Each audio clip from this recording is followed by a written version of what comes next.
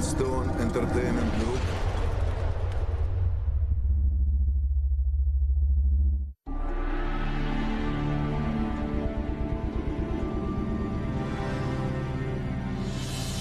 Hollywood Media Bridge.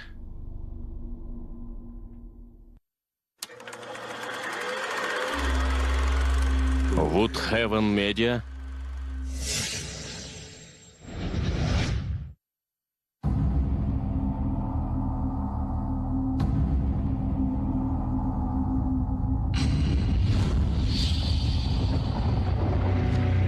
Dawn's Light ұсынады.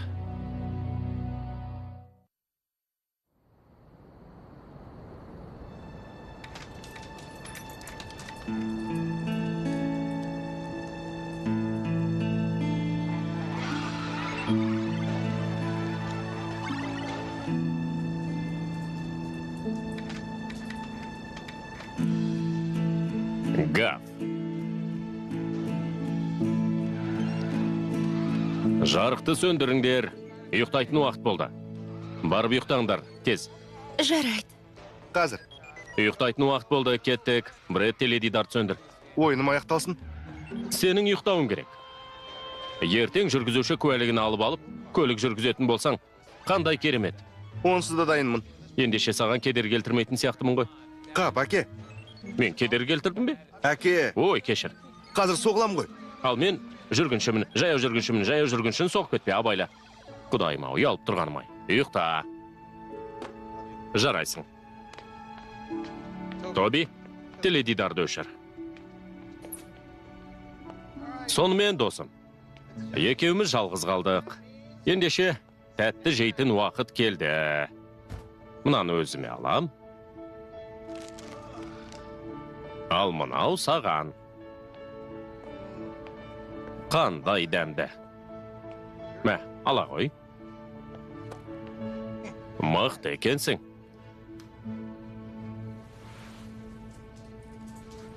Тасадағы төбет. Тейлор мен Додж Dawn's Light Media мен бірігіп ұсынады. Woodhaven Mediaның қатысуымен. Рөлдерде Бизли, Кейси Сеймур Ким, Фред Салливан,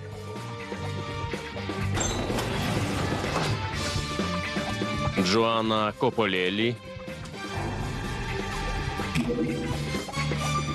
Шарлотта Чиано және басқалар.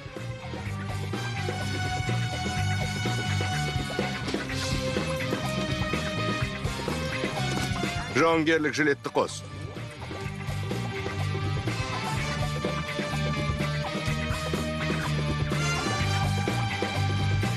Агент Тобитяк, мені естіп тұрсыз ба? Агент Тобитяк, қабылдаңыз. Өзің қарай бер, ханым. Қызметке кірістім дегенім ғой. Осылай дұрыс. Дауыс орайтқыш қалай. Мен бірнеше өзгерту енгіздім. Меніңше ол жақсы жұмыс дейді. Тіпті мен әндет алам. Керемет, жарай, кейін айтасың. Жұмыс көп. Түсіндім. Құлағым түрулі. Агент Прескотт командалық пунктте қысқаша ақпарат береді. Көп болады. Тездет, эвакуация аймағында кездесеміз. Қозғалатын уақыт келді.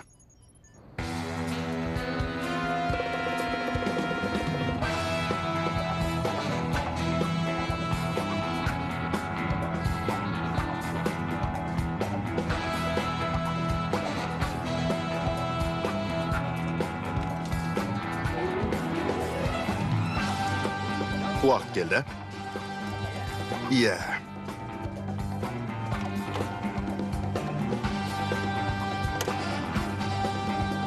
Агент Тяв, қош келдің. Қане ұста? Бұдан бұлай қайталама. Жүйе қосылды. Байқайым команда дайын секілді. Агент Прескотт, бастайық. Бұл қорқынышты, Горация. Ол күшті, қауіпті және ақшаны жақсы көреді. Ол шеттегі қараусыз қалған түнгі клубта жиналатын банданы басқарады. Американың банк жүйесіне вирус енгізу үшін хакерлерді жалдады. Оның жоспары Уолл-стритті құлатып, ұлы депрессиядан да жаман экономикалық апат жасау. Бірақ оның қасында әрқашан қатыгез және адал оқағарлар тобы болады. Барлығы оны өте қауіпті қарсылас деп санайды. Оны тоқтататын уақыт келді. Бұл жерде Тоби кіреді. Қорқынышты вирус әрине жақсы қорғалған. Агент Тяв ғимаратқа еніп, қауіпсіздік жүйесін сөндіреді. Агенттерді ғимараттың шығыс және батыс кіреберістерінің қапталдары арқылы кіргізеді. Абайла, агент Тявк. Түсіндім. Қорқпа, досым. Біз сені бақылаймыз. Қолымнан келгенше тырысам.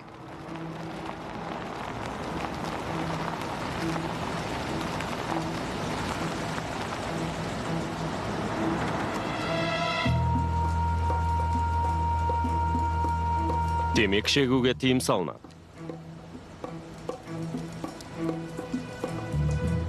Тоби, саған қонақ келді. Қабылданды. Оларды сезіп келем.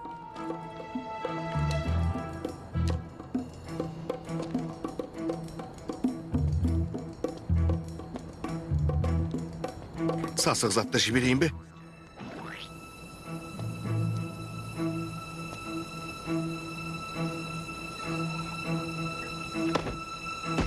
Сасығын-ай. Қауіп сейілді. Мәселе сасық иісте, бірақ ол біреудің міндеті. Шығыста барлығы таза.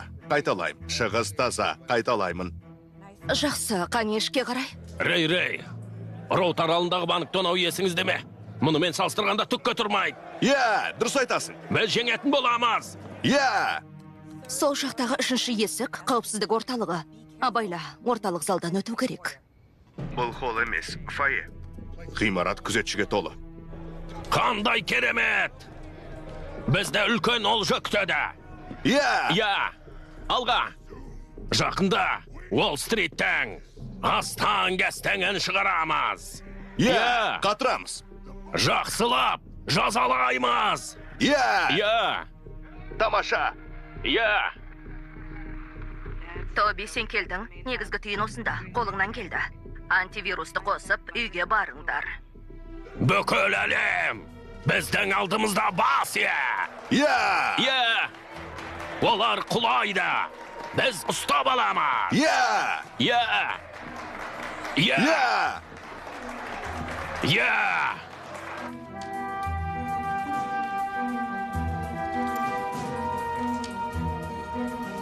Сонымен, бізде не бар?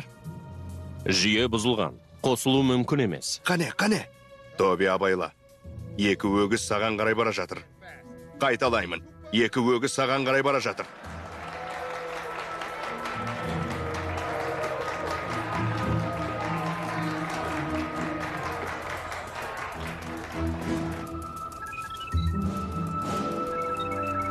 Қане.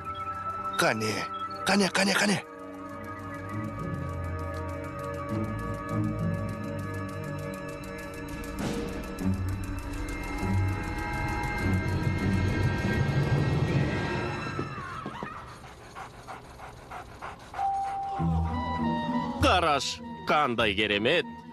Мұнда күмішін қасып жатыр. Бұл не, Горацийдің төбеті ме? Соған ұқсайды. Расымен де ұқсайды екен. Мен айтты деп айтпа. Не, айтпаймын. Қандай әдемі? Сонымен кеттік бе? Кеттік. Ақымақтар. Үнеміске асады.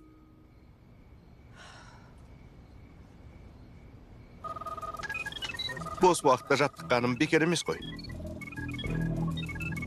Қосылу мүмкін емес.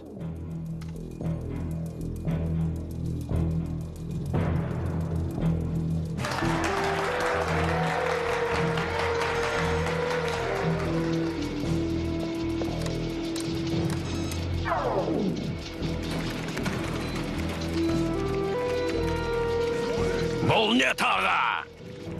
Мен білмеймін. Қапсайтан. Бағдарлама істен шықты. Қандай? Дабыл диске қосыңдар. Бізге қонақ келді. Сендерге қоштасу сыйлығы, жігіттер.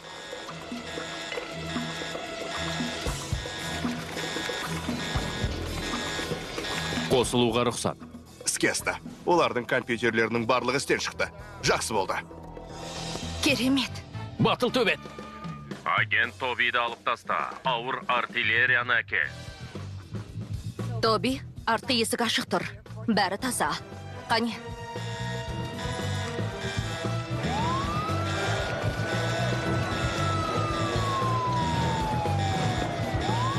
Жоқ!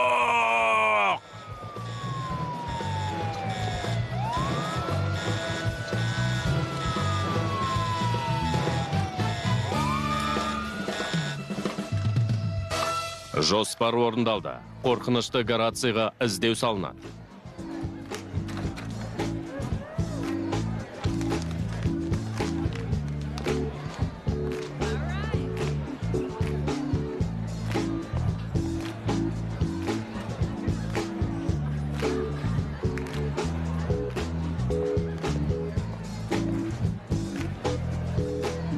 О, міне ол! Жоспар іске асты.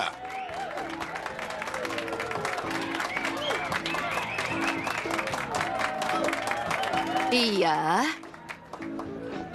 Сенімен жұмыс істеген бір бақыт, агент Явк. Сен болмасаң қолымнан келмес еді. Шебер. Ең қауіптілер тізіміндегі тағы бір зұлым адамды екі жақтан да шығынсыз ұстады. Мырза, ол керемет агент. Би алаңына түтіндірлеу арқылы жігіттерге арналған кештің сәнін келтіруді шештім. Ей, Тоби. Саған бірдеңе берейін деп шештім. Сен мені жақсы білесің ғой. Рахмет, оны маған арнап орап қойыңыз. Әйтпесе елдер оянып, менің кеткенімді түсініп қояды. Әрине. Кездескенше, Тоби. Агенттер. Бізбен бірге керемет әріптес болды. Одан бәріміз үлгі алуымыз керек. Бұл ит, осындай. Егер ол сияқты миллиондаған иттер болса, қандай керемет болар еді. Елестетіңдер.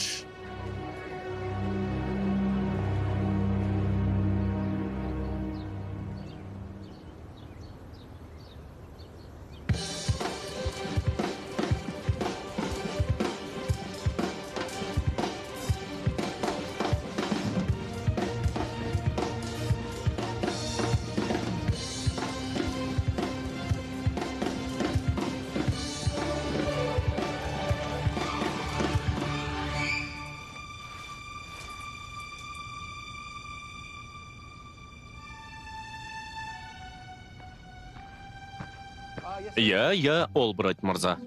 Иә, мен бұл есепті кешке дейін жіберемін, сэр. О не дегеніңіз? Қандай балық аулау? Жоқ, сэр, жоқ. Уақытым жоқ. Иә, мен бәрін жасаймын. Мен сізді түсіндім.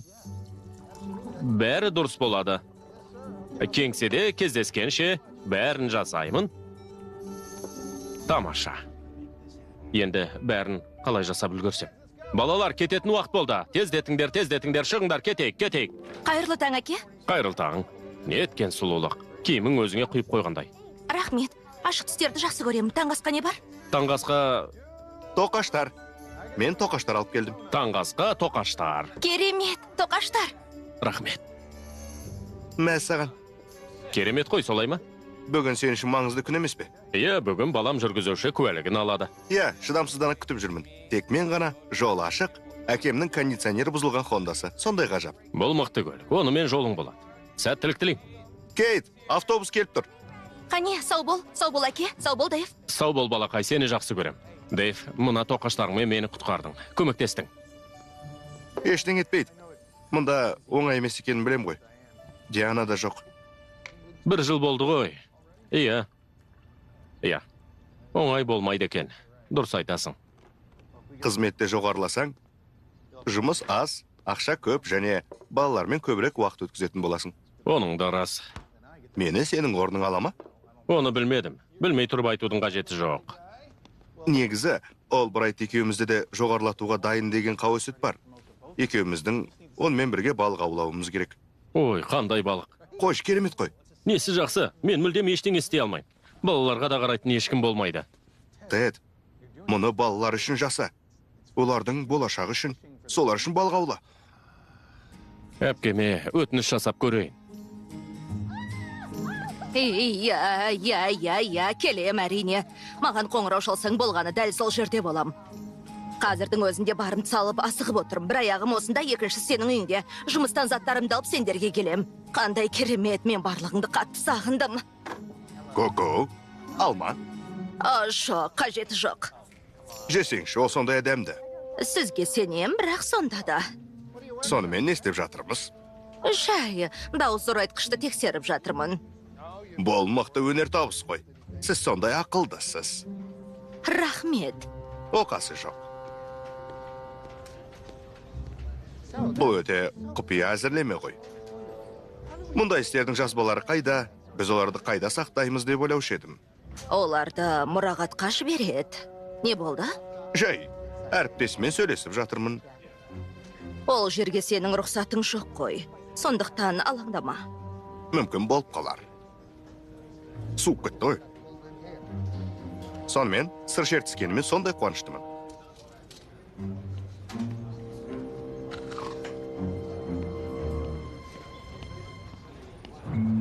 Жүргізуші куәлігін алу үшін емтихан тапсыратын орын.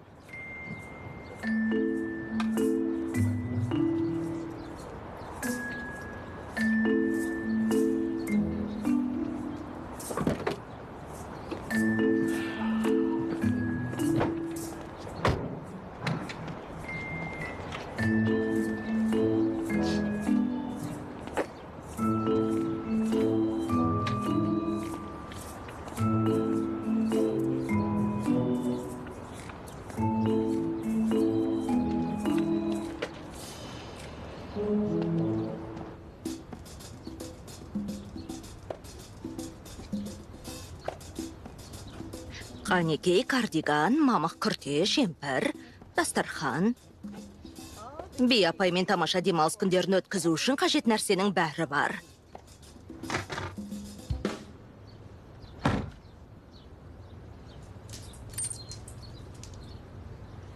Бұлай тез кездесеміз деп ойламадым. Көмегің үшін рахмет. Бұл демалыс күні мен үшін жиендеріммен араласудың тамаша мүмкіндігі. Әйтпесе енді көзімді ашсам, олар колледж оқып жүрер. Бірақ мен саған бір нәрсені айтқым келеді. Балаларға біздің жұмысымыз туралы білуге болмайды. Егер олар білсе, біз оларға үлкен қауіп төндіреміз. Түсіндім. Жарайсың. Ал енді кешір. Менің кетуім керек. Жұмысым бар. Тоқта.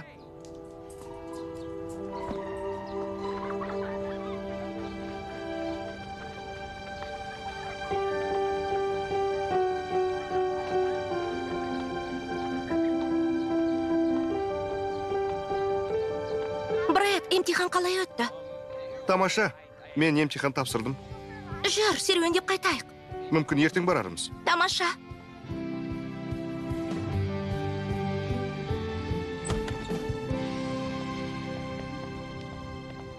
Сәлем, Би апай. Ой, балаларым менің, сендерді сондай сағындым ғой. О, Бред, бойың менен де биік болып өсіпті, мұның қалай? Көгөніш едім. Би апай, біз де сағындық. Сөзім жоқ. Тоқта, қазір мереке емес қой. Мереке болмаса не болыпты? Сен тек мереке кезінде ғана келуші едің. Иә. Әкелерің келді. Сәлем. Әке, Би апай келді. Ал мен білем, сәлем, қалың қалай? Сәлем. Менің тәтті әпкем. Сізді көргеніме өте қуаныштымын. Ол осында, себебі демалыс күндер сендермен бірге болады. Ал әкелерің балық аулауға, бастықты тыныштандыруға кетеді. Әке, тыныштандыру деген қалай сонда? Бұл олар саған көп жалақы төлеу үшін жақсылық жасау. Мұғалімге жағыну секілді ғой. Тек үлкен адамға жағымпазданасың ба? Құдайым, ақылдым, өте дұрыс айттың. Ай. Емтихан қалай өтті айтпақшы? Бәрі дұрыс. Мен тапсырдым. Енді маған үй тапсырмасын орындап баяндама жасау керек. Қазір барып, бірден кірсем. Иә, қазір. Қызық екен. Қарындарың ашпады ма? Тамақ ішетін уақыт келді. Сенің қарның ашқан сияқты ғой.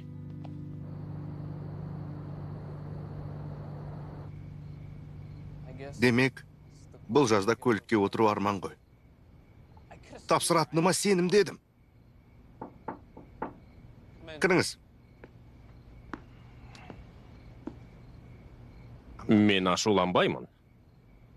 Бірақ кір киімдердің ішінен мынаны тауып алдым. Тапсырмады. Ендеше білетін болдың. Неге өтірік айттың? Сені ұятқа қалдырғым келмеді. Балам, мені ұятқа қалдырамын деп қателесесің. Өтірік айтсаң, ұятқа қалдырасың. Өтірік айту көлікті мас күйіңде айдаумен тең.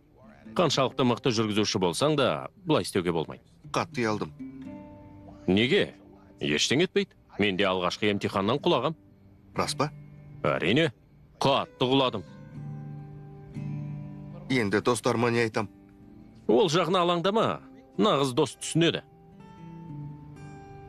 Демек, бұл маған әкемнен келген ғой. Үйдегілерге айтпасақ та болады. Бұл өзара құпиямыз болсын. Солай ма? Иә. Жақсы. Тағы да құлайтын болсаң, жазаңды берем. Балық туралы қызықты ақпарат.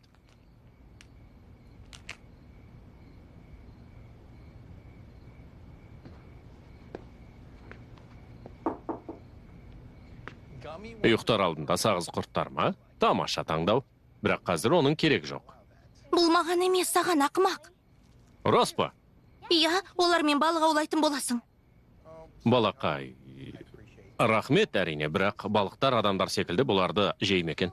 Негізі жейді, олар өте ашық түстерге жақындап келеді. Солай ма?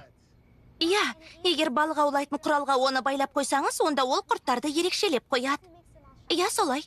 Сен менің ақылды қызымсың ғой. Рахмет саған. Ертерек үлгеріп барамын десең, сенің кетуің керек. Ең дұрыс осы. Би апаймен уақытты жақсы өткізіңдер, жарай ма? Тәтті түс тілеймін. Саған да сәттілік. Мармеладты аулау. Тоби, қараш, менде саған бір сый бар. Досым, демалыста әпкем бізге қонаққа келсе де, үйді кімнің басқаратынын сен және мен жақсы білеміз. Ол сөзсіз сен. Ақылды балақай. Ол мені үнемі түсінеді. Қане бар енді көңіліңді көтер. Бәрі менің бақылауымда болады, уайымдама.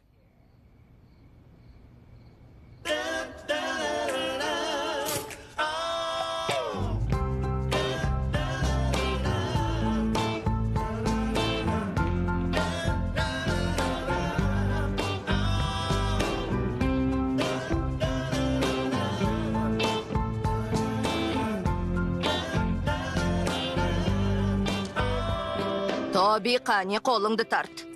Қандай ғажап иіс. Вау! Мінекей. Күн сайын осылай тамақтансақ қой.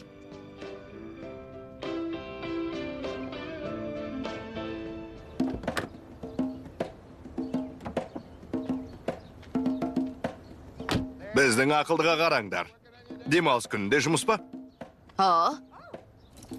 Агент Лейн, бірдеңе болды ма?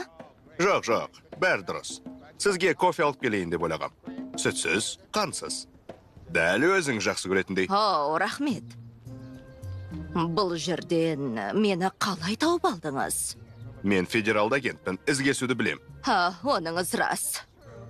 Негізінде, кеңседен тыс жерде өзіңізбен сөйлескім келіп еді. Мәссаған, солай ма? Мен сіздің таратқышыңыз туралы айтып отырмын. Дыбысты сөзге айналдырсақ, айтайын дегенім, аф дегеннің, қалайсың Чарли дегенді білдіретінін кім білген? Сіз оны шындыққа айналдырдыңыз. Адамның шынайы досы кім екенін көрсеттіңіз. Олар әрқашан басқа жиіліктерде байланысуға тырысты.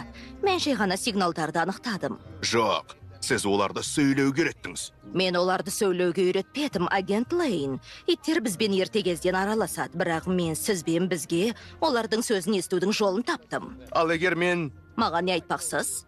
Мен сізге бүгін $20 миллион табуға болатын ұсыныс айтқым келеді. Мен сізге жаңа компаниямда жұмыс ұсынам. Lane Technologies.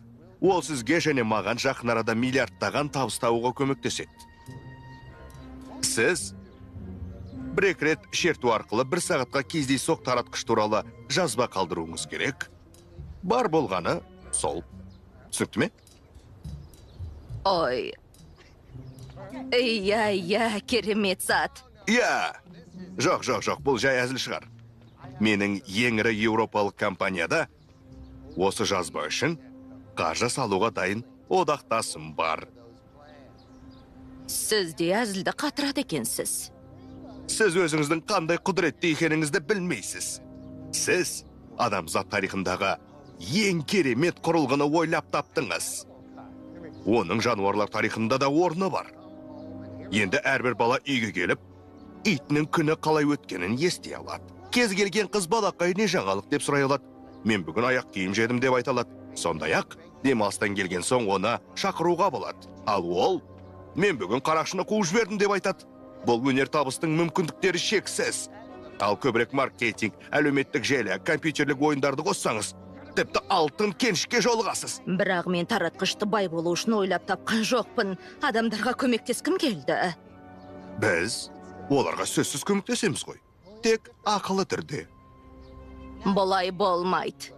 Сіз түсінбеген секілдісіз. Мұны ыңғайсыз әзіл және біз ештеңе талқылаған жоқпыз деп айтайық. Жарай ма? Әйтпесе, мен сізді ұстап берем. Сосын органның көзіңізді құртасыз. Солай шешім шығардыңыз ба? Иә, солай шешім шығардым. Жарайды. Жай ғана әзіл ғой. Айтпақшы, кофе үшін $5. Ол да әзіл ғой. Сондай әзіл қоймын. Күнің сәтті өтсін. Әріптес.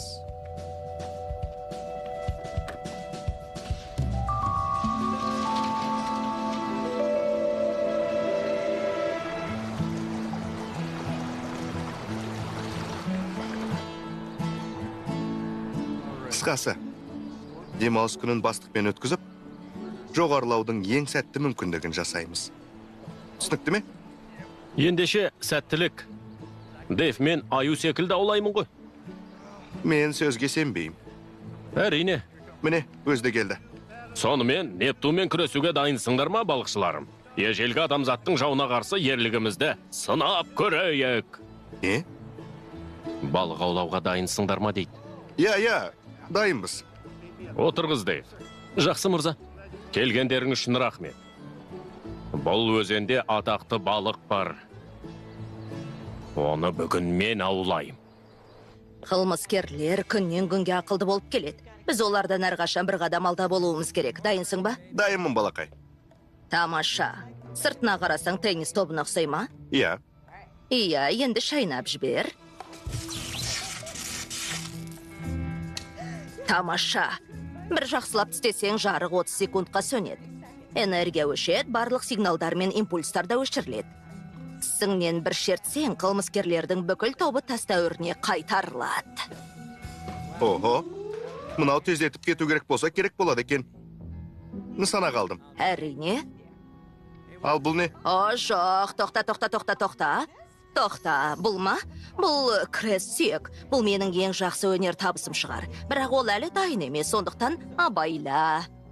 Өтінем. Иә, түсіндім. О, иә.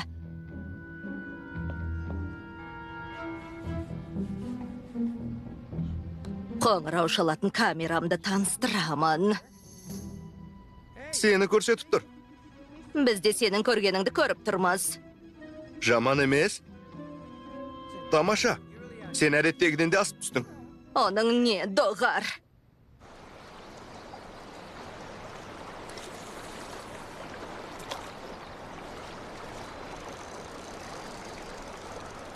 Мәс саған.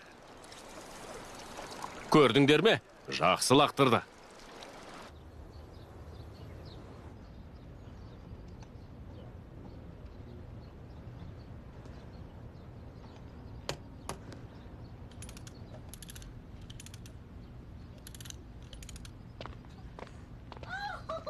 Оу, сәлем. Әлемдегі ең керемет балалар келді. Би апай, бәрі дұрыс па? Жедел жәрдем шақырайын. Жоқ. Бәрі дұрыс. Аяғым шалынып кетті. Қорқытып жібердің. Иә, жаман қыладыңыз ғой. Ештеңе етпейді. Не істеп жатырсыз? Сенің сұрағаныңа қуаныштымын. Сенің әкеңнің үй шаруасын реттеуіне көмектессе болар еді. Ал бүгін таңғасымыз сендерге қатты ұнаған кезде мен әлемдегі сүйікті балаларымның күнделікті таңғасты дұрыс шетіне қалай көз жеткізуге болады деп ойладым. Сонымен, мен сендерге дрон буфетті ұсынатын болам. Дрон буфет. Дрон буфет деген есімі жақсы екен. Оны пайдалану оңай. Міне қараңдар. Мына шұңқырларды көріп тұрсыңдар ма? Оған қарапайым ингредиенттерді себу керек. Мысалы, сироп. Немесе ұн.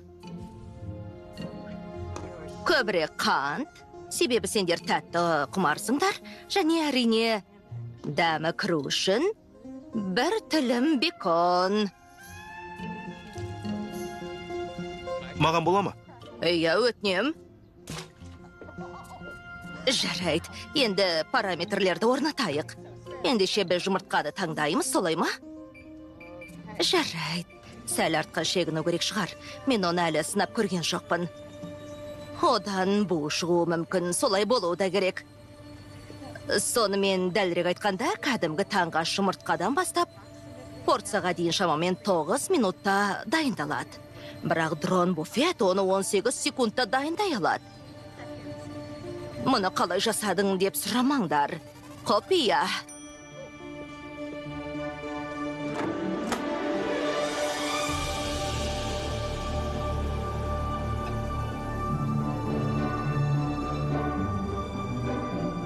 Тамақты лақтыру күнә болғандықтан, міне мектепке жеңіл тамақта дайындадым. Рахмет, жоғары деңгейдегі таңға ішуге мүмкіндік бар. Оны қысқа уақытта қалай дайындадың? Кешір, бұл әскери құпия. Бұл балыққа не болған? Жемі жақсы ғой. Неге ілінбейді? Жай, ұнамай қалған ғой. Рас па? Көз көрген капитан. Білесіңдер бе? Сендерді бұл жерге жетістіктеріңді айту үшін шақырғам. Жетістік пе, мырза? Ақылдыдан көрі бақытты болу маңыздырақ деп ойлаймын. Бизнесте табысқа жету үшін сәттілік керек. Ал кімнің бақытты екенін түсінудің ең жақсы жолы оған қармақ беру. Жақсы екен. Ал егер сәттілікке қолымыз жетпесе ше? Түсінбедім. Біз мұнда күні бойы балық аулаймыз және ешқандай олжалы болуға мүмкіндік жоқ. Мен анау арықтағы суға ағаштардың астына тұруды ұсынам. Сол үлкен патша балықтарының бәрі көлеңкеде жасырынып жатқанына бәс тігуге дайынмын. Олар біздің ерте қайтып келіп, оларды алып мұздатқышқа салуымызды күтіп отыр. Маған сенің осындай жалының ұнайды, Теодор. Жарайды. Ертең таңертең осы жерге қайта оралатын боламыз. Жатын жерді ретке келтірейік. Қараңғыда батып барады. Иә, мырза.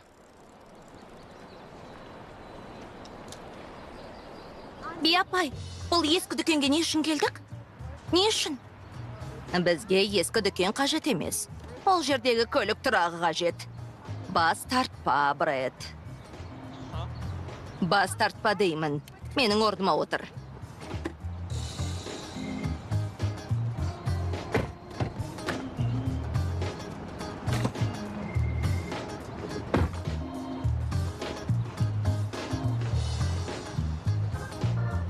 Ол не істеп жатыр?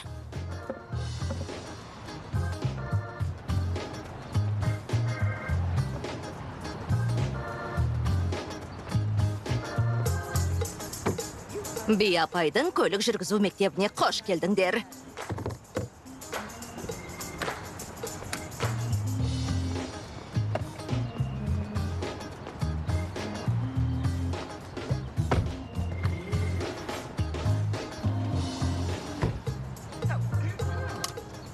Автокөлікті жүргізудің негізгі сәті қарапайым, бірақ өте маңыздысы жақсы шолу.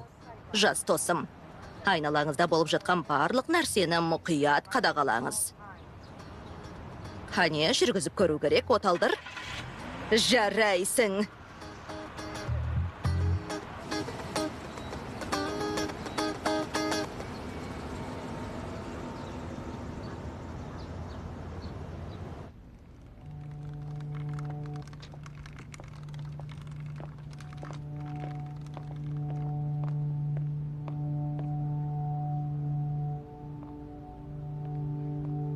Иә, сонымен түсінікті. Иә, осылай екен ғой. Лейн, Құдайым-ау, сәлем. не істеп жатырсың? Шынымды айтсам, маңызды ештеңе жоқ. Білесің бе, барлығынан хабардар болуға немесе тіпті бір қадам алға ұмтылуға тырысып тұрам. Өйткені сәттілік еңбекқорды жақсы көреді.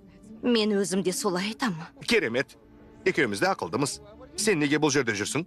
Иә, сол жұмыс істеп жүрмін ғой. Иә, жұмыс. Керемет. Еңбекқор агент, жақсы агент. Қане, өз ісімізге көшейік.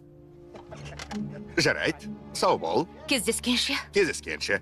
Қайырлы түн, агент Прескотт. Қайырлы түн, Лейн. Қайырлы түн. Ал, бізде не бар өзі? Күдікті Джеймс Скофилд. Зұлымдар, бұзақылар, ақымақтар, жындылар, арамзалар, алаяқтар, психикалық ауруы бар психопаттар, қауіпті қанішерлер. Мінекей, күншуақ қасқыр. Ақымақ, сөйлейтін иттің есесін беру үшін қорқынышты қасқырды босатып алайық.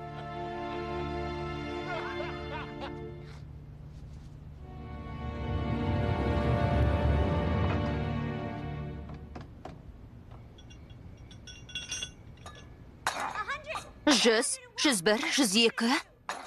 Қане тағда? Қолыңнан келет. Иә.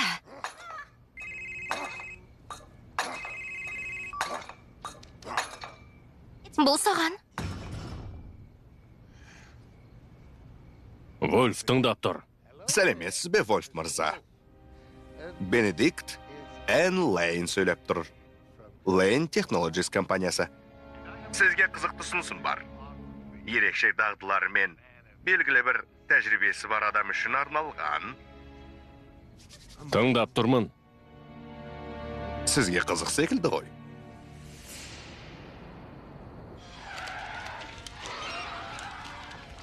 Ей, мені неге акуламен лақтырып жатырсың? Мұның бос сандырақ. Қане, тездет.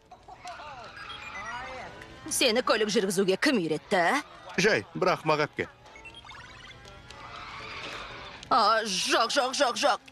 Жоқ. Қане? Жоқ. Ей, қойсаңшы. Сонымен, сенің үлкен ақылсыз әпкең біраз қартайған және қатты шаршаған. Болды, мен ұйықтайым. Мына сұлулықты қарай көр. Мұны нағыз шедевр деп ойлайым. Әпке, менде ұйқым келді. Демек, ұйықтайтын уақыт болды. Бәрін жина, сен ұйықтатайын. Қазір? Мен де жатайын. Көлік жүргізу сабағы үшін рахмет. Менен куәлігіңді тез арада аласың. Ертең тағы сабақ өткізуге тырысамыз. Тамаша. Қайырлы түн. Қайырлы түн, Тоби.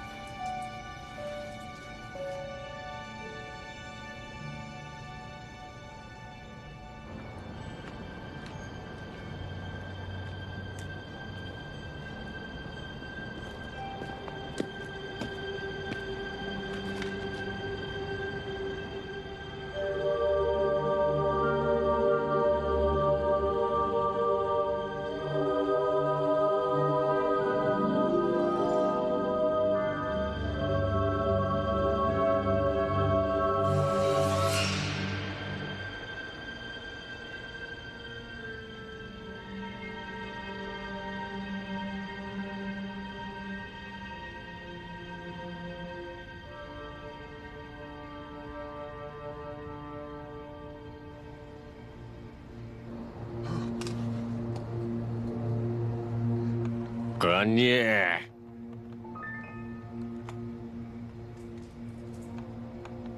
Тамаша.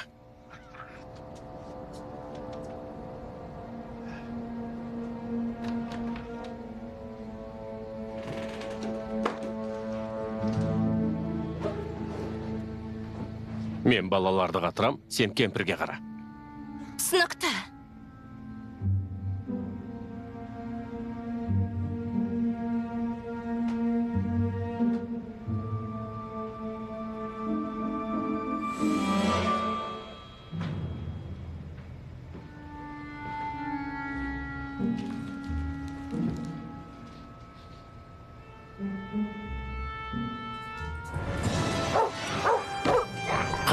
Кет! Ақмақ төбет, кет!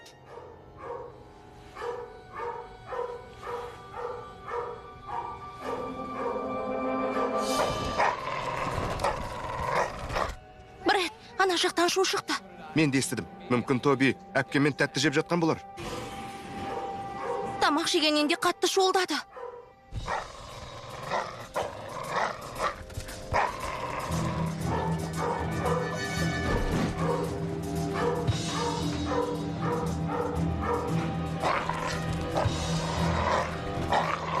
Кет деймін, ақмақ! Тоби! Тоқта, ол жақта қауіпті болуы мүмкін.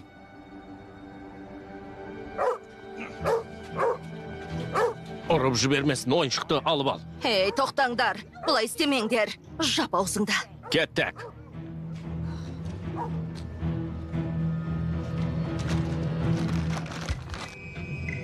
Қане әжей, көлікке мін. Олар би апайды алып кетті. 911-ге хабарлас.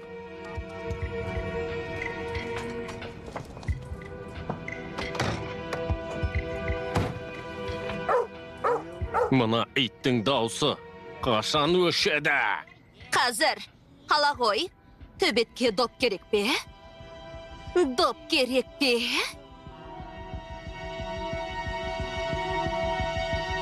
Доп?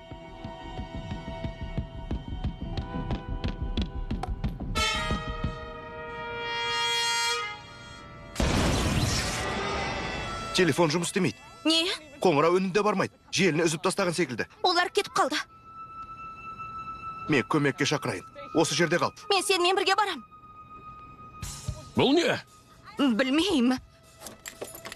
От алмайды. От алмайды. Сен кілтті бұрадың ба?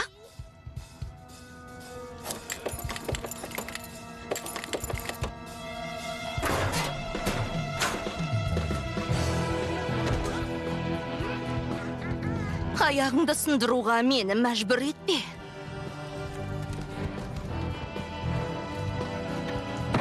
Қане жүре ғой. Міне, іске асты. Керемет. Ал төбетті қайтеміз? Төбетті қоя тұршы. Полиция келмей тұрып кетуіміз керек. Жарайды, кеттік.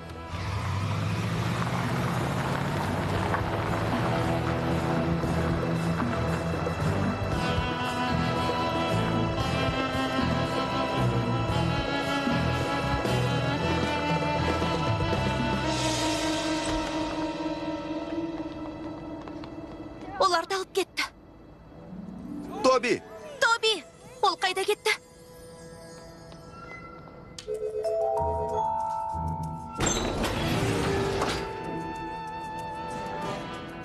Асықпа. Абайла, бөгде ғаламшарлықтар болуы мүмкін. Олардың болуы екіталай. Менің қасымнан алыстаушы болма.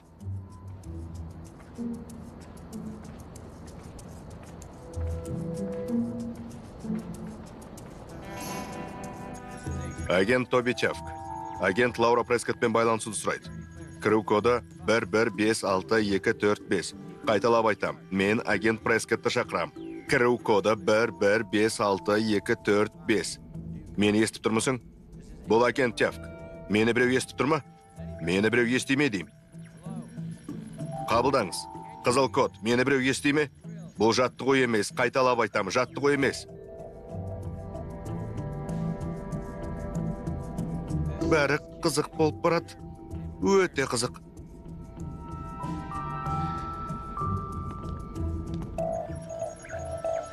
Кім бар? Қабылдаңдар. Мені біреу естиме? Жауап беріңдер. Сәлем жігіттер. Бұл мүмкін емес. Тоби? Я, бұл мен. Тоби, не айтып жатырсың? Жоқ, мен... Я. Сонымен, би апайды түн ортасында ұрлап кетті. Итіміз сөйлейтін болып шықты, ал біз әлде бір құпия базаға тап болдық. Бұл құпия база ма? Бұл құпия орын. Я, құпия орын. Түсінікті, не болғанын түсіндім. Біз ұйықтап жатырмыз. Бұл түс қой. Мен түс көріп жатырмын. Мен өзімді 6 рет шымшып алдым. Бірақ бұл шындық. Кейт дұрыс айтады. Бұл шындық. Оны түсіндіруге уақыт жоқ. Кешіріңіз, қобалжып тұрмын. Мен төбетіммен сөйлесіп тұрмын ғой. Я, мен жай ғана сенің төбетің емеспін. Мен тәжірибелі мемлекеттік қызметкермін. Әпкең екеуміз өте құпия ұйымда жұмыс істейміз. Сонда мұның бәрі әзіл болмағаны ғой. Мені тыңда, бізде уақыт жоқ. Би апай шынымен құнды нәрсе ойлап тапты. Шамасы, оның артынан біреу түскен секілді. Қалай ойлайсың, ол кім? Оның демалыс күндері қайда болатынын бірнеше адам ғана білді. Бірақ олардың барлығы біздің әріптестеріміз. Демек олар өзіміздің арамыздан біреу сатқындық жасаған. Компьютер, көліктің тұрған орнын тап.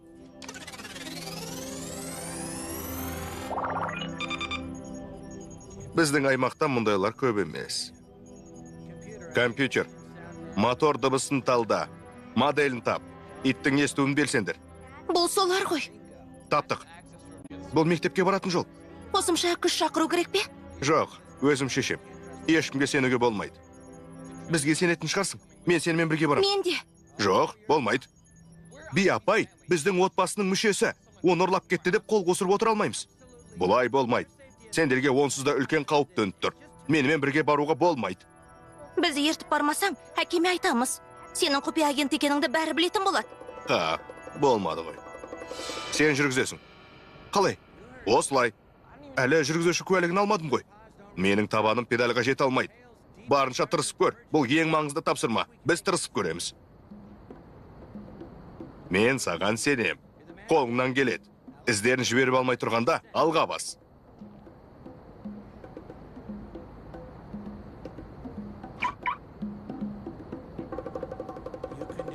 Бас алға.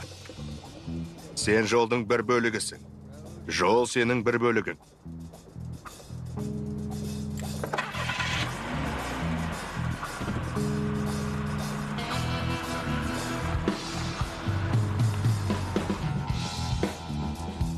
Жарайсың, жігітім. Жол бойында бол. Иә, менің төбетім ағама көлік жүргізуді үйретуде. Кейт, қайда барамыз? 1 минут. Осы жерден солға қарай. Түсіндім. Сонымен 30 метр жерден бұрылыс сигналын қосамыз. Мен жылдамдықты азайтамын. Қиылыста екі жаққа қараймын. Жарайсың, жігітім. Қазір қараймын. Қарап жатырмын. Бұрылыста жылдамдықты арттырамын. Ал, енді қай жаққа? Енді Дэвисон авенюден оңға қарай. Оңға қарай. Я, түсіндім. Ары қарай қайда? Осы жерден сигнал тоқтады. Бірақ олар көрінбейді ғой. Алаң болмаңдар. Ары қарай мені ескеп білем. Не?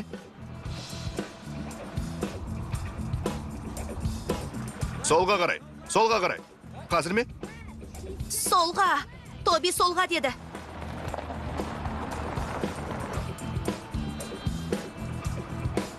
Тіке қарай. Тіке ме? Маған тік жүрген ұнайды.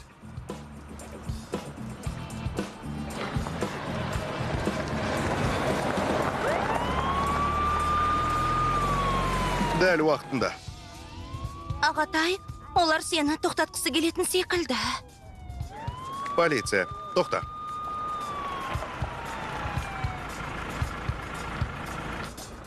Қарқыс атқыр. Енді олар маған ешқашан куәлік бермейді. Өмір бойы рұқсат етпейді. Бред, сабред, мен мұны шешем. Назар аударыңдар, жігіттер. Мен тәуекелге барам. Бәрін жасайым.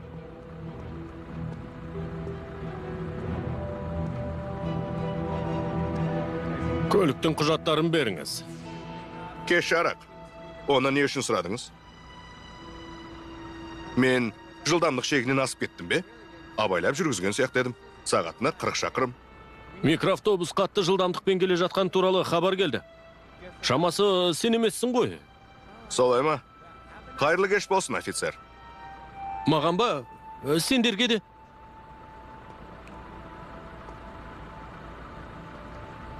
Жолда абай болыңыздар. Түнде жұмыс дегенді азайту керек енді. Сенің қолынан келгеніне таңғалам. Я, солай балақай. Кеттік. Ары қарай іздейік. Жігіттер, бұл Би апай ғой. Алақай, жарайсың, Кейт. Көлікте отыра беремісіңдер? Ол жер біз үшін өте қауіпті, солай ма? Жоқ. Дегенмен, мәселе мынада. Сендер маған осы жерде керексіңдер. Мен көргеннің бәрін сендер де көресіңдер. Ал егер қиындық туса, көмектесесіңдер. Би апайды құтқарғанша құлақтарында түріп отырыңдар. Түсінікті. Іске кірісетін уақыт келді. Қане, кеттік. Тяф, тяф.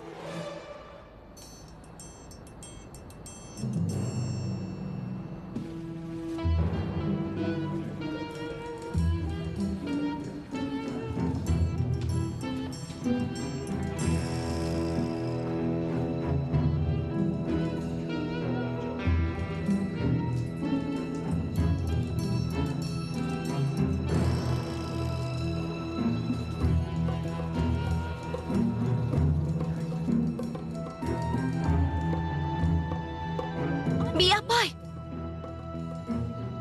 Жоқ, жоқ, жоқ. Іске аспады деген нені білдіреді? Әлгі итті ұстай алмадыңдар ма?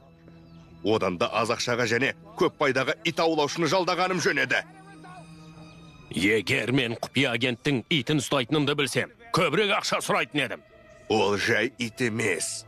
Ол құпия агент. Сөйлейтін ит, құпия агент. Сен жұмыстың жартысын орындаған соң, мен саған уәде еткен ақшаның жартысын берем. Бірақ бәрі біткенше, әлі жұмыс дейтін боласың. Егер кенеттен қиындықтар туындаса, мен достарыма қоңырау шалып, бәрін айтып берем. Түсінді. Түсінікті ме? Жарайсың. Түсіндім дейді ғой. көбірлей бермеші. Қандай жеркенішті. Биапай, биапай. Мына әлем қандай керемет қараш. Сағыз ба? Мен оларды жақсы көрем. Жоқ, кейінірек болған дұрыс. Мен саған келіп, ынтымақтастықты ұсындым. Сен үзілді кесілді бас тарттың. Менің бас тартуға тиіс адамдардың бірі емес екенімді түсінбеген сияқтысың. Анам менің табанды екенімді айтатын. Ол мені 6 жасымда өзімшіл деп атады. Ал 27-де бәрін білем мырза дейтін. Мен саған дәлелдеймін, апа. Барлығына дәлелдеймін. Бұл сенің қолыңнан келмейді, Лейн. Рас па? Бұл сіздің сарапшылық пікіріңіз бе? Мен үшін бұл маңызды емес деп ойлаймын. Сенің қайда екеніңді ешкім білмейді. Я!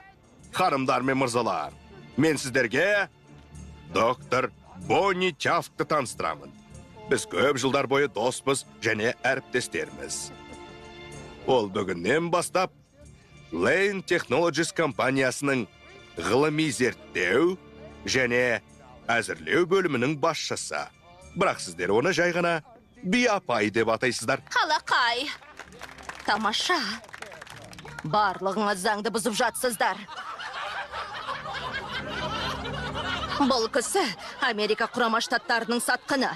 Ал егер мені қазір босатпасаңдар, сендер де ол сияқты кінәлі боласыңдар.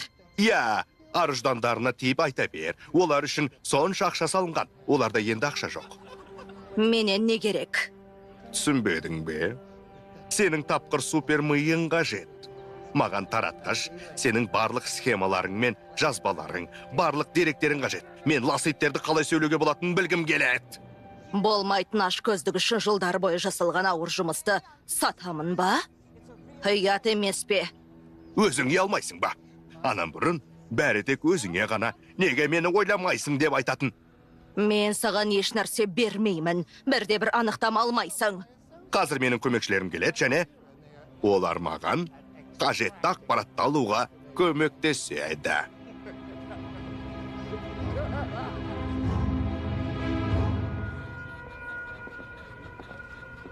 Көңіл күйіңіз қалай, биапай? Бұл не? Білмеймін. Көк түсті болып жанып тұр. Ол не болды? Мүмкін адамдардың барлығы қызыл түсті, ал Тоби көк түсті болар. Демек, ол жерде тағы бір төбет бар. Тоби, ол жерде тағы бір ит бар. Ол саған қарай бара жатыр. Жақындаушы болма. Жоқ. Жап аузыңды. Ол не екен? Ангус бірдеңе тапқан сияқты. Барлығың бөлініп оны іздеңдер. Қане? Ой.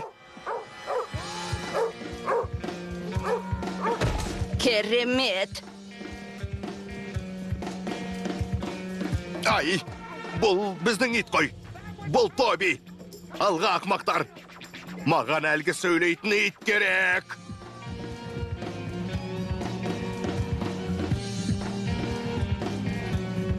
Хомды мырзаны іске қос.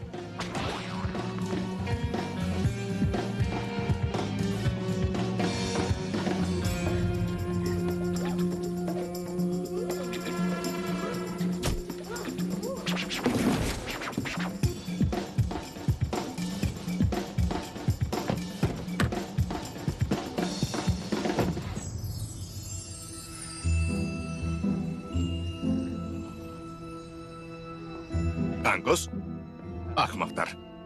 Сендер мұнда не істеп жүрсіңдер?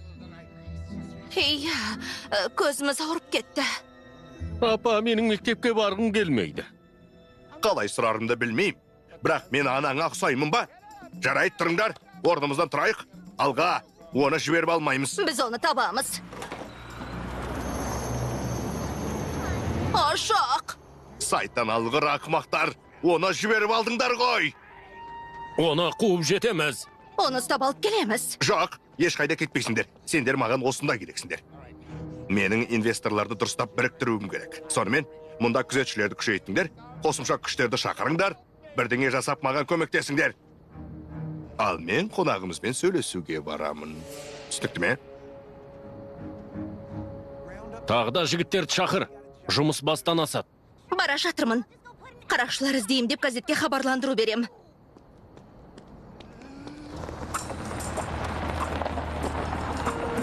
Апайды алып кете алмадық, есесіне аман есенбіз. Енді қалай құтыламыз? Қорықпа, балақай, менің жоспарым бар. Тамаша, жоспардың болғаны жақсы. Мен қай агентке сенерімді білмедім. Енді мен агент Лейннің қарақшы екенін білем. Ендеше жолдастардан көмек сұрайтын кез келді.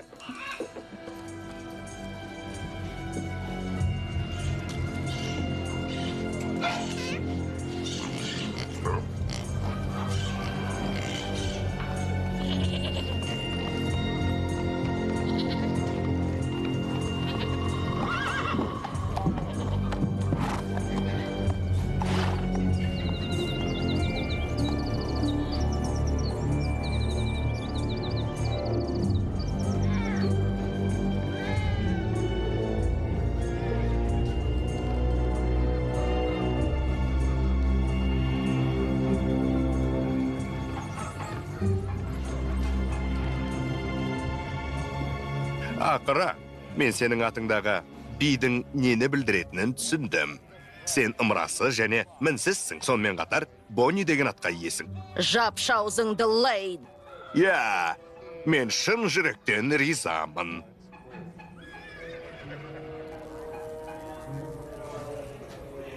Мына ғалымдарға қара. Менің еңбекқорларым, ақшаға сатып алуға болатын ең жақсы адамдарым. Ғаламдағы ең ұлы ақыл ойлылар, Нобель сыйлығының лауреаттары. Олардың бәрі сен ойлап тапқан нәрсені жасауға тырысып, мәңгілік сияқты көрінетін нәрсе үшін жұмыс істеп жатыр. Менің шетелдік инвесторларымнан алынған миллиондаған доллар. Оларға сен жасаған нәрсені жасауға көмектесуде. Құдайдың жер бетіндегі барлық жаратылсын сынап көрдік. Міне тоты құс.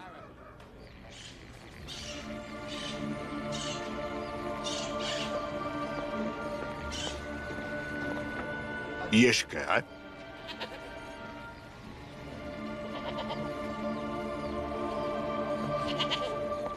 Қоян, тасбақа, тышқан және жылқы.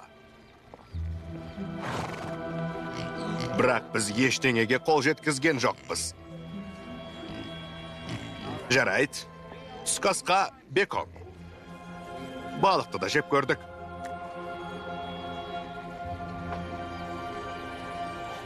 Үнемі бірдей нәтиже.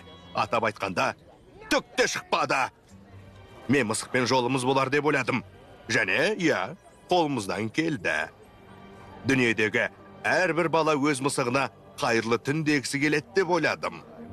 Ал мен қатты байып кетем. Жаман адамдар, жеке кеңістікті құрметтеңдер. Ей, аппақ ата, не бересің? Арық мұңайған ата. Мен сенімен сөйлесіп тұрман.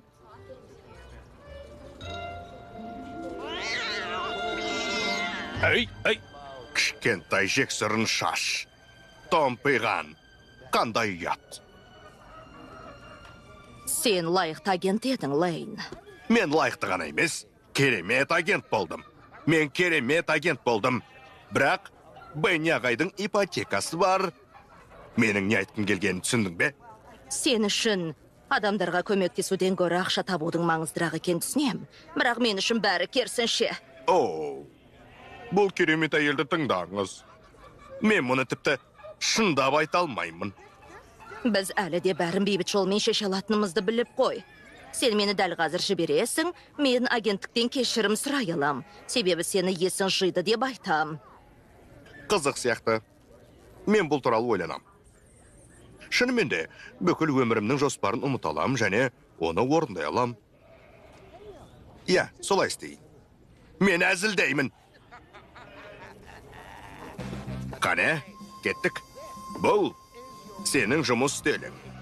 Онда маған таратқыштың прототипін жасау үшін қажет нәрсенің бәрі бар. Егер бас тартсаң, жиендеріңді де алып кетуіме тура келеді. Ал біз оларға саған қарағанда мейірімді болмаймыз. Жарайт, Лейн. Келсем. Қолымды босат, мен бастаймын. Ақылдысың деп айттым ғой. Оны дереу босатыңдар. Сенің 2 сағатың бар. Іске кіріс.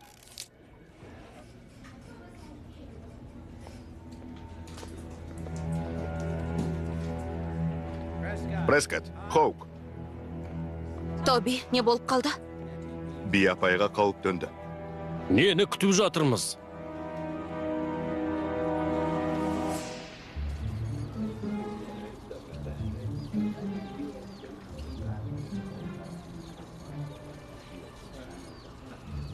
Жұмыс мені тәуелді етеді. Сағаттап, қарап отыра аламын. Сенің жұмысың сиқырға толы. Ең бастысы есіңде болсын. Сағат тілі зуылдап жатыр.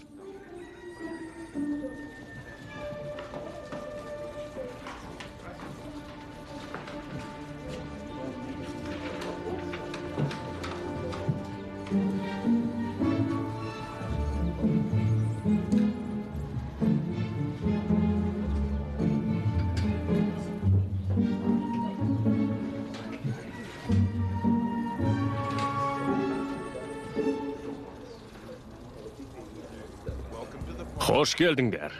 Барлық есіктер жабық болуы керек. Слендер ала. Не болды? Саған бұрыш беріледі. Түсіндім. Ешкімді де кіргізбейсің. Шығармайсың да. Сен және сен. Менің соңымнан еріңдер.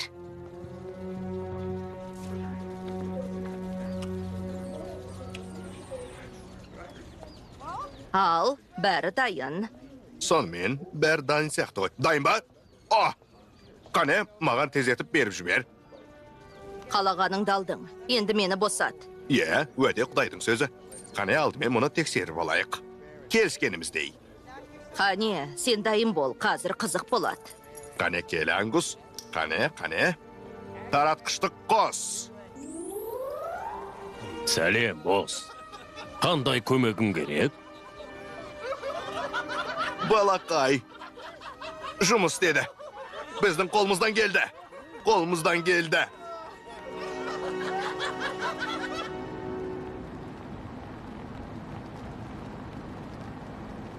Меніңше, олар бұрышты күзетеді.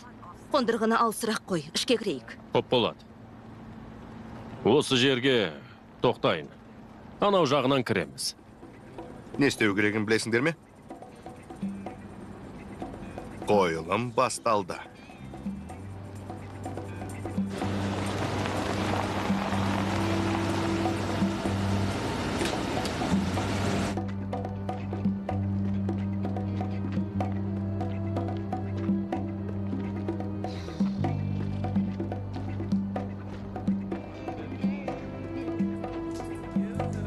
Ей, ханым, мен іздеп жүрген жоқсыз ба?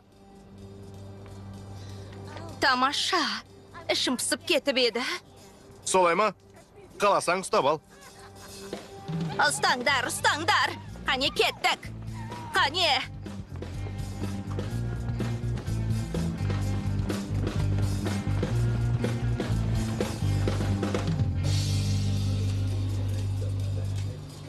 Иә, дәл солай. Барлығы 150 прототип жұмыс істейді. Сатып алушылар риза болады. Өндіруді бір айдан кейін бастауға болады. Солай. Иә, керемет. Домо аригато. Жетер енді. Лейн, мені босат. Білесің бе, мен ойымнан қайтып қалдым. Ол бізбен бірге барады. Не? Қалай батылың барады? Мен қалағанымды істей алам, түсіндің бе? Кенеттен бірдеңе бұзылса ше, оны ешкім түзете алмайды. Мен бұл мүмкіндікті жіберіп алмаймын. Ол мүмкін емес.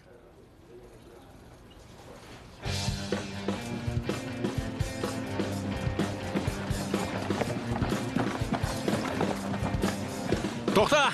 Жоқ! Ой!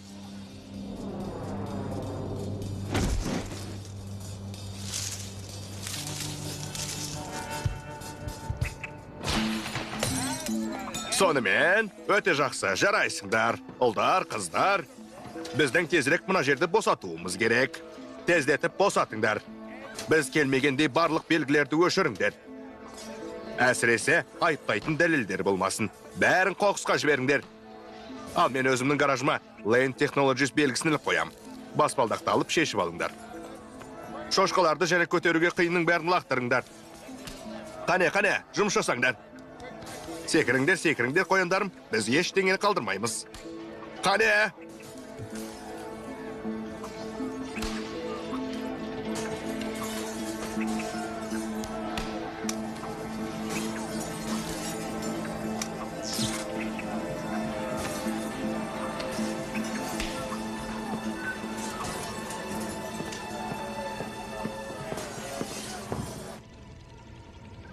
Бұлғы, балалар сияқты. Оларға не керек? Олардан барып сұрап келерсің.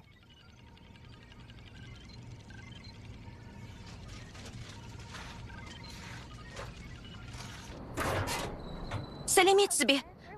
Біз менің сотбол командам бейшін қаражат жинап жатырмыз. Үйді аралап демеуші іздеудеміз.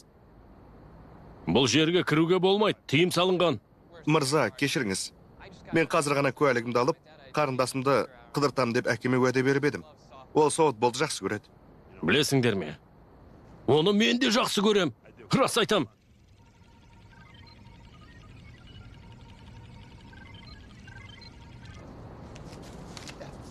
Міне, мынау саған. Рас па? Тоқтай тұр, қазір. Ей! Баз, мұнда келш. Балаларға софтболға ақша берш. Біз софтболдың фанатымыз.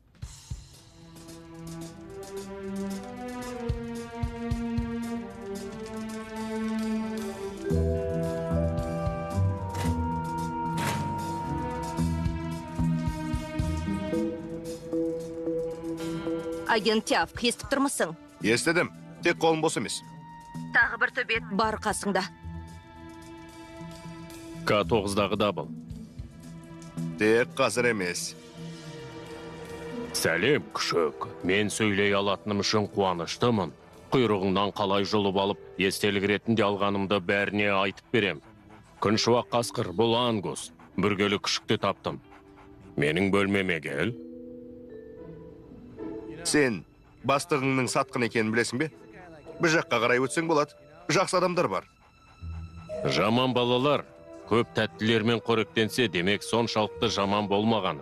Жақсы жігіттер саған миллион сыйлық төлейді ме?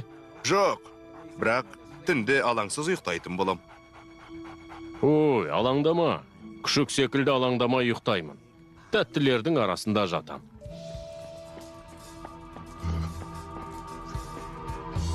Ей, қайда барасың, досым?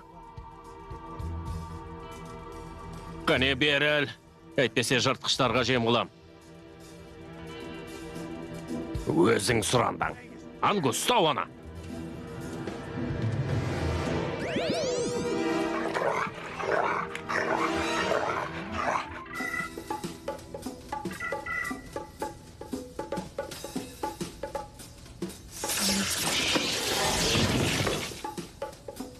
Бұл не? Ай, аман қалғаныңа қуаныштымын. Жылдам екенсің. Күзетші, ұстаңдар. Қоршаудасыңдар. Қашпаңдар.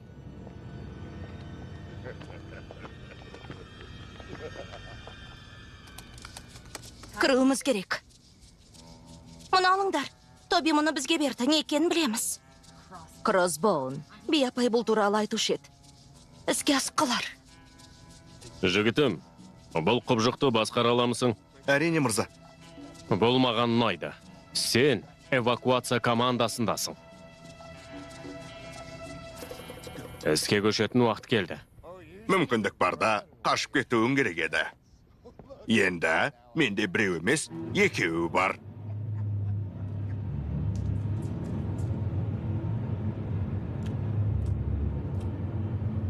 Білесіз бе? Таратқышты әзірлеуге көп уақыт қажет болды.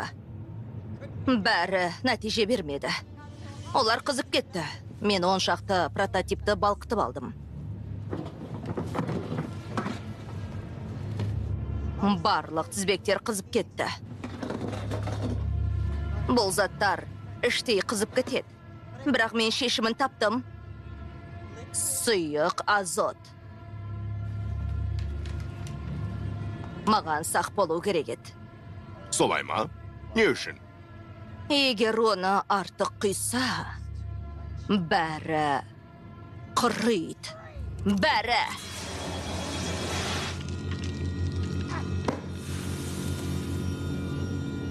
Іске қосылды. Жоқ! Жоқ! Жоқ! Жоқ! Құдайым-ай! Жоқ! Агент Тоби Тявк. Естіп тұрған жоқпын. Қуып жет!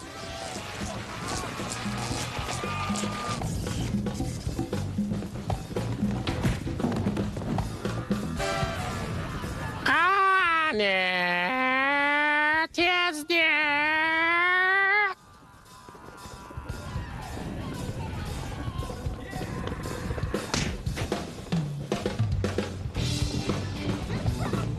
Сіз тұтқындалдыңыз, Лейн. Ешқайда қаша алмайсыз.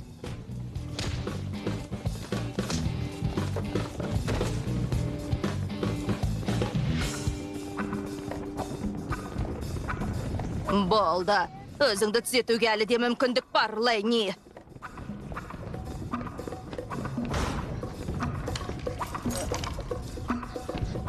Ақымақ. Еге құйрық секілді болдым. Жай ғана шықсаңшы. Қане? Беріл.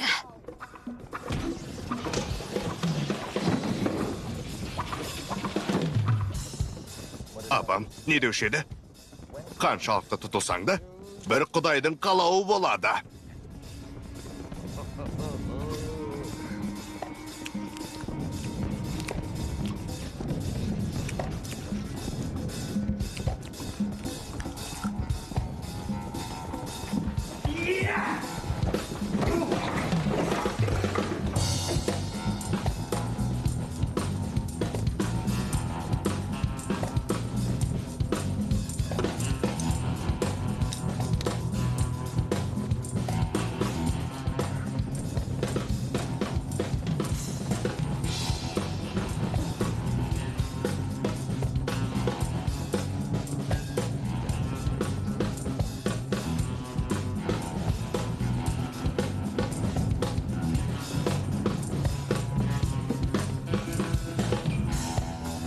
Біз ұсталған секілдіміз. Мен оңайлықпен берілмеймін.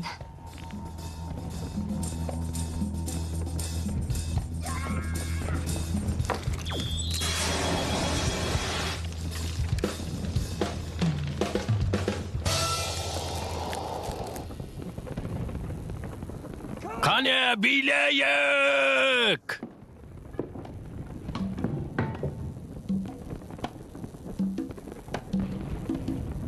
Мен не айтып едім? Күш. Қолымнан келеді, жасаймын. Тамаша. Көрдіңдер ме? Оларды алып кетіңдер.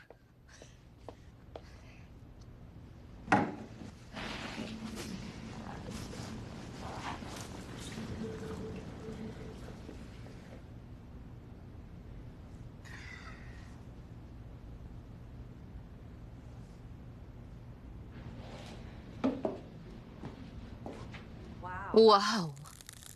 Иә.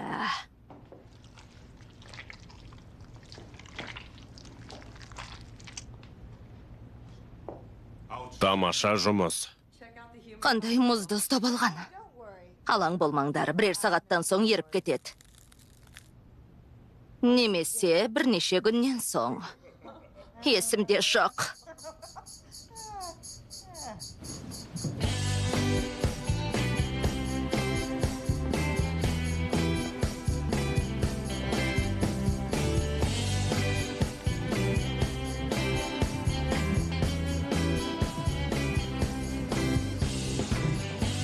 Менің алтындарым қайда? Би апай!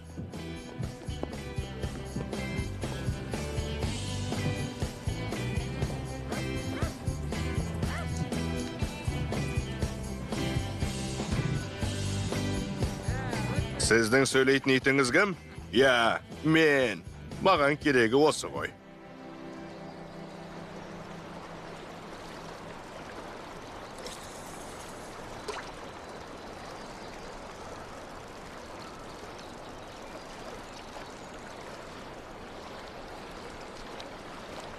Түсінбедім. 4 сағаттан бері балық аулаймыз. Бәрін нұсқаулықтағыдай жасаймыз. Ештеңе аулай алмадық. Қалтаңда не бар? Енді аздаған қулық қой.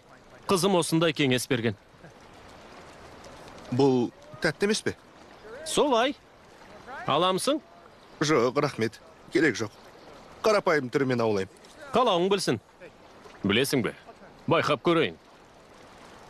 Иә, мырза. Әрине, саламыз. Қанекей. Осылай. Сәттілік болсын. Сенің көңіл күйің ұнайды. Өзіміз аулаймыз. Міне солай. Рахмет. О не дегеніңіз? Қандай болса да балық келсінші. Тамаша олжа, мырза.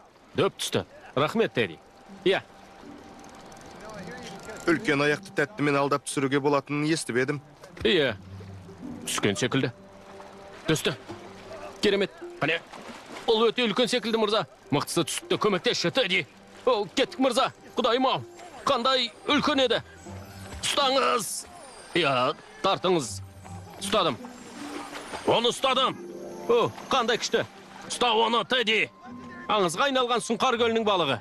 Сіз оны ұстадыңыз, мырза. Сіз оны ұстадыңыз.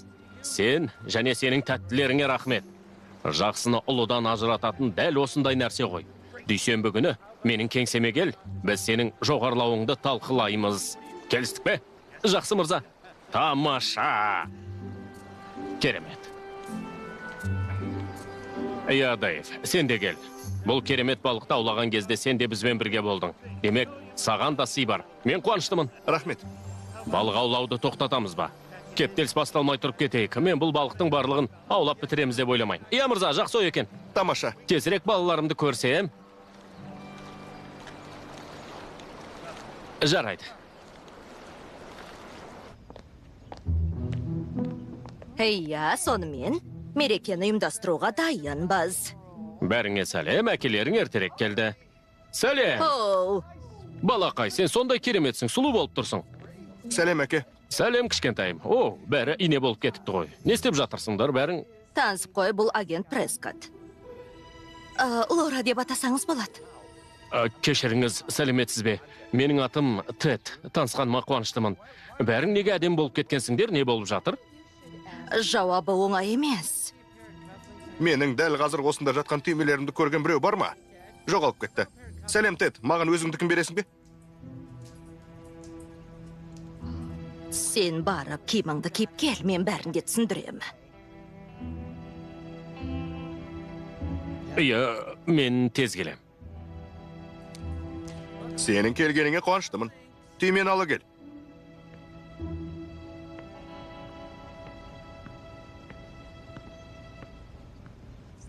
Бәрі дұрыс. Ол тез үйреніп кетеді. Оған сенімдімін.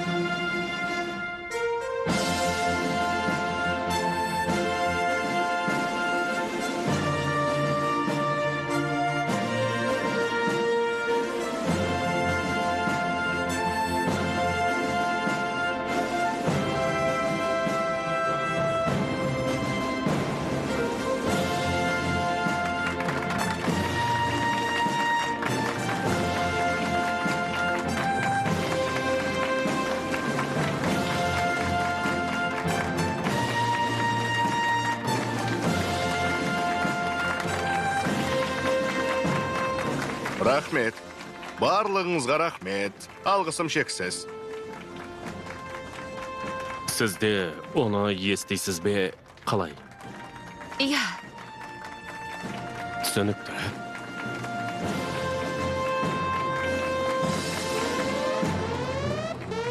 Қауіп төнді. Агенттер, не істеу керектігін білесіңдер. Оларға не істеу керек? Бұл келесі миссия. Агент Тявк, енді сіз басқарасыз. Иә, мырза. Агенттер, іске кірсеміз.